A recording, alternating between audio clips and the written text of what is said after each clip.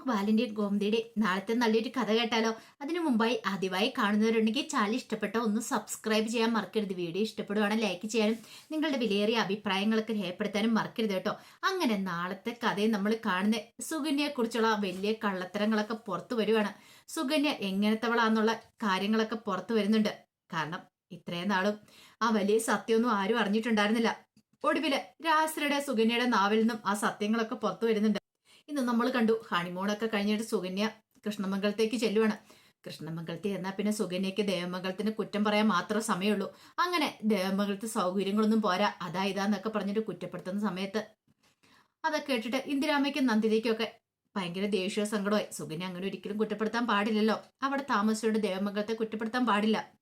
പിന്നീട് ഇന്ദിരാൻ പറഞ്ഞു, മോളെ അതൊക്കെ നിനക്ക് തോന്നാം, അവിടെയുള്ളതല്ല എന്നുള്ള സ്നേഹത്തിലാന്നൊക്കെ പറഞ്ഞു. പക്ഷെ സുകന്യക്ക് അത് ഒട്ടും അങ്ങോട്ട് അഡ്ജസ്റ്റ് ചെയ്യാൻ പറ്റുന്നുണ്ടായിരുന്നില്ല. സുകന്യ പറഞ്ഞു, എനിക്ക് എന്താണെങ്കിലും അവിടെ ഒട്ടും അങ്ങോട്ട് ഉൾക്കൊള്ളാൻ പറ്റുന്നില്ല.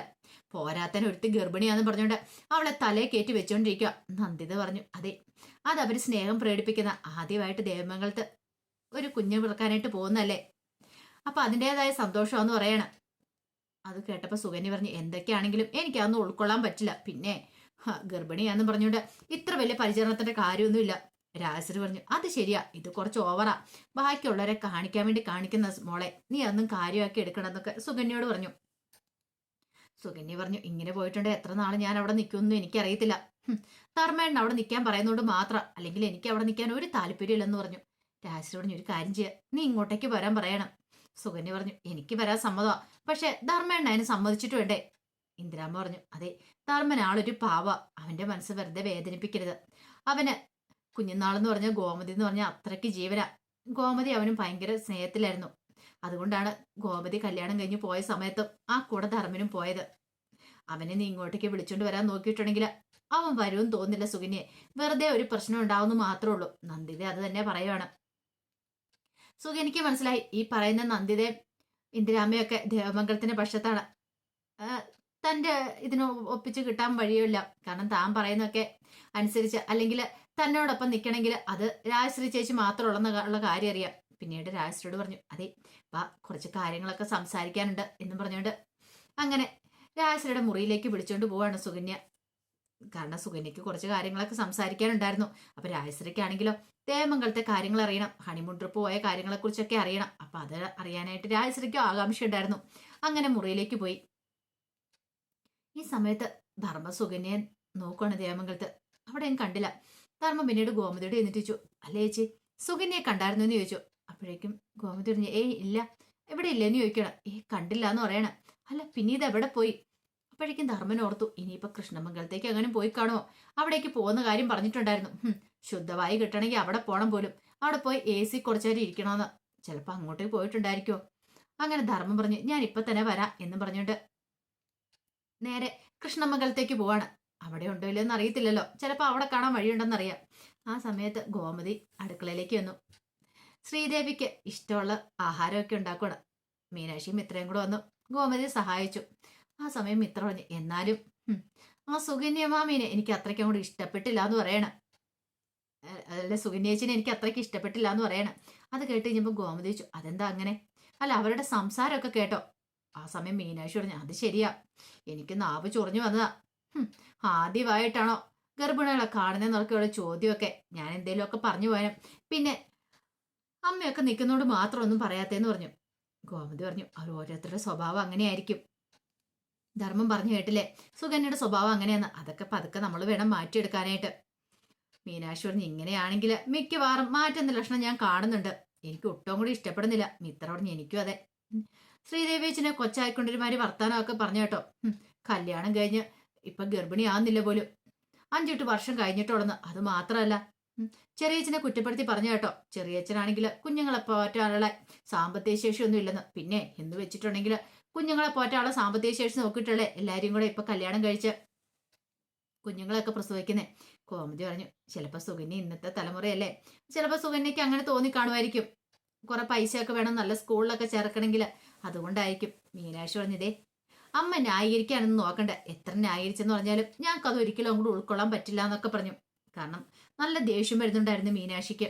സുകന്യയുടെ കാര്യം പറയുമ്പോൾ പോലും സുകന്യയുടെ ആ പ്രകടനം ഒട്ടും അങ്ങോട്ട് ഇഷ്ടപ്പെടുന്നുണ്ടായിരുന്നില്ല. ആ സമയം മുറിയിൽ ചെന്ന് കഴിഞ്ഞപ്പോൾ രാജശ്രീ സുകന്യോട് പറഞ്ഞു, ആ പറ സുകന്യെ, എന്തൊക്കെയുണ്ട് വിശേഷങ്ങളൊക്കെ? ദേവമംഗലത്തെ വിശേഷങ്ങളൊക്കെ അതൊക്കെ ഞാൻ പറഞ്ഞല്ലോ. പ്രത്യേകിച്ച് എന്ത് വിശേഷങ്ങളായിരിക്കുന്നേ? എനിക്ക് ഒട്ടും അവിടെ അങ്ങോട്ട് ഉൾക്കൊള്ളാൻ പറ്റുന്നില്ല. എങ്ങനെയെങ്കിലും അവിടെ നിന്ന് പോയാൽ മതി എന്നുള്ളൂ. ധർമ്മേട്ടനാണെങ്കിലോ അവിടെ നിന്ന് പോരാനായിട്ട് ഒരു താല്പര്യം ഇല്ലാന്ന് പറഞ്ഞു. രാജശ്രീ പറഞ്ഞു, അവിടെയുള്ളവരെയൊക്കെ അറിയാലോ. ഈ പറയുന്ന ഗോമതി ചേച്ചിയാണെങ്കിലും അവരുടെ സ്വഭാവം എനിക്ക് നന്നായിട്ടറിയാം. അത് കേട്ടപ്പോൾ സുകന്യ പറഞ്ഞു, ഓ, എല്ലാവരും ഭയങ്കര സ്നേഹത്തോട് കൂടിയിട്ടുള്ള വരവും എനിക്കത് ഒട്ടും അങ്ങോട്ട് ഇഷ്ടപ്പെടുന്നില്ല. നിന്ന് തീയ സ്ഥലമില്ലാത്തൊരു വീട് കണ്ടില്ലേ, ശുദ്ധമായി ശ്വസിക്കാൻ ഇവിടെ ഒന്ന് വരണം. ഒരു എ സിയുടെ കാറ്റ് കുളിർമയൊക്കെ കിട്ടണം, ഇവിടെ തന്നെ വരണമെന്ന് പറഞ്ഞു. അവിടെ ഇതൊന്നുമില്ല. ചൂടത്ത് അവിടെ പുഴുങ്ങിയിരുന്നോണം. ഇതൊക്കെ ധർമ്മേണ്ണനോട് പറഞ്ഞിട്ട് ധർമ്മേണ്ണൊന്നും കേൾക്കാൻ കൂട്ടാക്കുന്നില്ല. രാജശ്രീ പറഞ്ഞു, നീ വേണം ധർമ്മനെ ഇനി ഇപ്പൊ പതുക്കെ മാറ്റിയെടുത്തോണ്ട് വരാനായിട്ട്. നീ നിന്റെ വഴുതി കൊണ്ടുവരണം. പിന്നെ അവിടെ നടക്കുന്ന കാര്യങ്ങളെല്ലാം ഇവിടെ വന്ന് പറയണം എന്നൊക്കെ പറയാണ്. ഈ സമയത്ത് ധർമ്മന് കൃഷ്ണമംഗലത്തേക്ക് വരുന്നേ. ധർമ്മം വന്നു കഴിഞ്ഞപ്പം നന്ദിതയെ ഇന്ദിരാമ്മയെ സംസാരിച്ചിരിക്കുന്നുണ്ടായിരുന്നു. പിന്നീട് ധർമ്മനോട് ഹണിമൂൺ ട്രിപ്പ് പോയ കാര്യത്തെക്കുറിച്ചൊക്കെ ചോദിക്കണം. എങ്ങനെയുണ്ടായിരുന്നു, യാത്രയൊക്കെ നല്ലതായിരുന്നു എന്ന് ചോദിച്ചു. നല്ലതായിരുന്നു അമ്മയെന്ന് പറഞ്ഞു. അല്ല, സുകന്യ ഇങ്ങോട്ടേക്ക് വന്നായിരുന്നു എന്ന് ചോദിച്ചു. രാജശ്രീയും സുകന്യയുടെ മുറിയിലേക്ക് പോയിട്ടുണ്ട്. അത് കേട്ടപ്പോൾ തന്നെ ധർമ്മന് മനസ്സിലായി എന്തേലും ഏഷന് പറയാൻ വേണ്ടിയിട്ടായിരിക്കും. കാരണം ഈ പറയുന്ന രാജശ്രീയുടെ സ്വഭാവം നന്നായിട്ട് ധർമ്മൻ അറിയാവുന്ന. നന്ദി ചോദിച്ചു, അല്ല നിന്നോട് പറഞ്ഞിട്ടല്ലേ അവള് പോന്നേന്ന് ചോദിച്ചു. എവിടുന്ന്? എന്നോട് പറഞ്ഞിട്ടൊന്നും ഇല്ല എന്ന് പറയണം. ഞാനൊന്ന് നോക്കട്ടെ എന്നും പറഞ്ഞുകൊണ്ട് നേരെ രാജശ്രീയുടെ മുറിയിലേക്ക് കയറി ചെല്ലുവാണ്. ആ സമയത്ത് രാജശ്രീ സുകന്യോട് പറഞ്ഞു, സുകന്യെ, നീ അധികം പ്രശ്നമൊന്നും ഉണ്ടാക്കാൻ പോണ്ട. ഇപ്പൊ അറിയാലോ, നിന്റെ കല്യാണം കഴിഞ്ഞാന്ന്, നേരത്തെ ഒന്ന് കല്യാണം കഴിഞ്ഞാന്നൊക്കെ അറിഞ്ഞു കഴിഞ്ഞിട്ടുണ്ടെങ്കിൽ വലിയ പ്രശ്നമൊക്കെ ആവും. അത് മറച്ചു വെച്ചിട്ടല്ലേ ഇപ്പൊ ധർമ്മനും ദീയും തമ്മിലുള്ള വിവാഹം നടന്നിരിക്കുന്നത്. അത് കേട്ട് കഴിഞ്ഞപ്പോൾ സുകന്യ ഒന്ന് ഞെട്ടി. സുകന്യ പറഞ്ഞു, ഇതേ ചേച്ചി, ഒരു കാര്യം ഞാൻ പറഞ്ഞേക്കാം. എന്റെ കല്യാണം മുമ്പ് കഴിഞ്ഞാന്നുള്ള കാര്യങ്ങളൊക്കെ ഇങ്ങനെ എപ്പോഴും കൊട്ടി കൊഴിച്ചു നടക്കേണ്ട കാര്യമൊന്നുമില്ല. അതൊക്കെ ഞാൻ മറക്കാൻ ശ്രമിക്കുന്ന കാര്യങ്ങളാ. ഇനിയിപ്പോൾ അതിനെക്കുറിച്ച് പറയേണ്ട കാര്യമൊന്നുമില്ല. എനിക്കത് ഓർക്കാൻ പോലും ഇഷ്ടമില്ലാത്ത കാര്യങ്ങളാന്നൊക്കെ പറയണം. അപ്പൊ സുകന്യയുടെ കല്യാണം ഒന്ന് മുമ്പേ കഴിഞ്ഞതാണ്. അവൾക്ക് അതിനകത്ത് കുട്ടികളുണ്ടോ അതിനെക്കുറിച്ചൊന്നും അറിയത്തില്ല. പക്ഷെ അതൊക്കെ മറച്ചു വെച്ചിട്ടാണ് ഇപ്പൊ ധർമ്മന്റെ തലയിലേക്ക് കയറിയിരിക്കുന്നത്. രാജശ്രീക്കൊക്കെ ഇതൊക്കെ നന്നായിട്ട് അറിയാവുന്ന കാര്യമാണ്. ഈ സമയത്ത് ധർമ്മൻ അങ്ങോട്ടേക്ക് വരുന്നത്. ധർമ്മം വന്നിട്ട് ചോദിച്ചു, സുകന്യെ, നീ ചെയ്യുന്നത് ആണോന്ന് ചോദിക്കണം. ധർമ്മനെ കണ്ടു കഴിഞ്ഞപ്പോൾ രണ്ടുപേരും ഞെട്ടി. ദൈവമേ, തങ്ങൾ ഈ പറഞ്ഞ കാര്യങ്ങളൊക്കെ കേട്ടോ എന്നൊരു ചിന്തയായിരുന്നു. പെട്ടെന്ന് രാജശ്രീ ചോദിച്ചു, എന്താ ധർമ്മ, അല്ല ഇത് ചെയ്യുന്നത് ശരിയാണോ? എന്നോട് എന്നാൽ ഈ ചതി വേണ്ടായിരുന്നു കേട്ടോ എന്നൊക്കെ പറയണം. സുകന്യ ഓർത്ത് പെട്ടു. തന്റെ കല്യാണം ആദ്യം കഴിഞ്ഞെന്നുള്ള കാര്യമൊക്കെ ധർമ്മേണ്ണൻ അറിഞ്ഞു കഴിഞ്ഞു. പെട്ടെന്ന് സുകന്യ പറഞ്ഞു, അല്ല ധർമ്മേണ്ണൻ ഇത് എന്തൊക്കെയാ പറയണെന്ന് ചോദിച്ചു. ദേ, നിനക്ക് ഒരു വാക്കെങ്കിലും എന്നോട് പറഞ്ഞിട്ട് പോരാൻ വരായിരുന്നോ? നിന്നോട് ഞാൻ പറഞ്ഞിട്ടില്ലേ നിനക്ക് എന്തെങ്കിലും ആവശ്യമുണ്ടോ എന്നോട് പറയണമെന്നോ? നീ കൃഷ്ണമംഗലത്തേക്ക് വരുന്ന കാര്യം പോലും എന്നോട് പറഞ്ഞില്ലല്ലോ.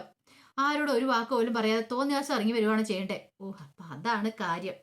അപ്പോഴാണ് സുകന്യക്കും രാജശ്രീക്കും സമാധാനമായത്. പെട്ടെന്ന് രാജശ്രീ പറഞ്ഞു, എടാ, അവളതിന് ഇങ്ങോട്ടേക്കല്ലേ വന്ന സുകന്യ, അതിന് നീ ഇത്ര അവളെ ചീത്ത പറയേണ്ട കാര്യമുണ്ടോ? ഇതും അവളുടെ കുടുംബം തന്നെയല്ലേ, ഇത് നിന്റെ വീടല്ലേ എന്ന് ചോദിച്ചു. അതെ ആയിക്കോട്ടെ, പക്ഷെ ഞാൻ നിൽക്കുന്ന അവിടെയല്ലേ, അപ്പൊ അവിടെ സുകന്യ നിൽക്കണം, അതല്ലേ വേണ്ടത്. അല്ലെങ്കിൽ എങ്ങോട്ടെങ്കിലും പോകുമ്പോൾ ഒന്ന് പറഞ്ഞിട്ട് പോകേണ്ട മര്യാദയൊക്കെ ഉണ്ട്. അല്ലാതെ തോന്നിയാസം നടക്കുകയാണോ ചെയ്യേണ്ടത് എന്നൊക്കെ ചോദിച്ച് ധർമ്മൻ ചീത്ത പറഞ്ഞു. അപ്പോഴേക്ക് സുകന്യ പറഞ്ഞു, ഓ, ഇനിയിപ്പം ഞാനായിട്ട് ഇനിയിപ്പോൾ ആരുടെ മനസ്സമാധാനം കളയുന്നില്ല, ഞാൻ അങ്ങോട്ട് ഇറങ്ങിയേക്കോ എന്നൊക്കെ പറഞ്ഞിട്ട് ധർമ്മന്റെ കൂടെ അങ്ങോട്ട് വരുമ്പോഴത്തേനും രാജശ്രീയും കൂടെ പിന്നാലെ അങ്ങോട്ട് വന്നു. അങ്ങനെ മുറ്റത്തേക്ക് ഇറങ്ങി കഴിഞ്ഞപ്പോഴത്തേനും രാജശ്രീ സുകന്യോട് പറഞ്ഞു, സുകന്യ, നീ ഇടയ്ക്കിടയ്ക്ക് ഇങ്ങോട്ട് വരണം കേട്ടോ എന്ന് പറയണം. ധർമ്മൻ പറഞ്ഞു, ഇതേ രാജശ്രീ ചേച്ചി, ഒരു കാര്യം ഞാൻ പറഞ്ഞേക്കാം. അറിയാലോ, ഇതൊന്നും അവിടെ ബാലൻ അധികം ഇഷ്ടപ്പെടുന്ന കാര്യമൊന്നും അല്ല. പിന്നെ എനിക്കും അത്ര താല്പര്യമില്ല സുകന്യ എപ്പോഴും ഇവിടെ വന്ന് കയറി ഇറങ്ങുന്നതിന്. ഇവിടെ സംഭവിച്ച കാര്യങ്ങളൊക്കെ എല്ലാവർക്കും അറിയാവുന്നതല്ലേ, അതിനെക്കുറിച്ച് ഇനി കൂടുതലൊക്കെ പറയിപ്പിക്കണം. വെറുതെ എന്തിനാ ഒരു പ്രശ്നത്തിന് നിൽക്കണേന്നൊക്കെ വെച്ച് രാജശ്രീയോട് ചോദിക്കണം. ആ സമയത്താണ് ബാലൻ രാവിലെ നടക്കാൻ പോയിട്ട് വരുന്നത്.